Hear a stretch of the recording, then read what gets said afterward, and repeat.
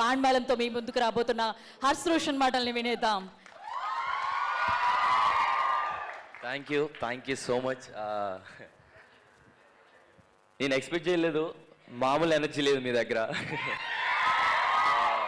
విజ్ఞాన జ్యోతి అదిరిపోయింది.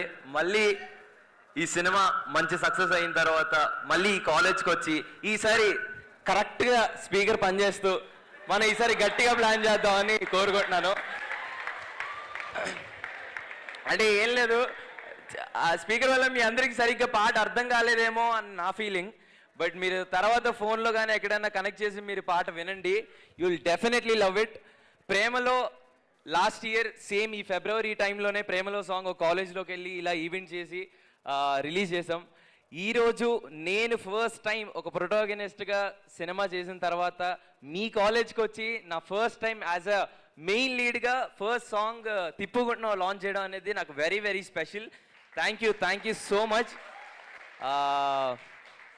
ఇది చాలా స్పెషల్ నాకు. And thank you so much for inviting us ma'am. Thank you.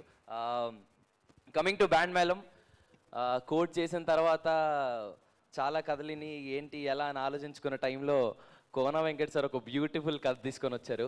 అదే ఈ band Melam.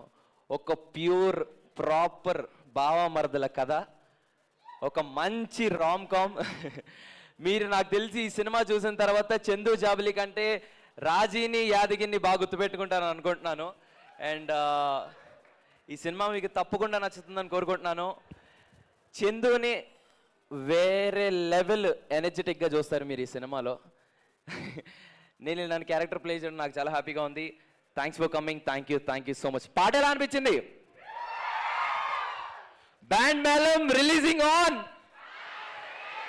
వినబడలేదు? Band Melam releasing on. Thank you so much.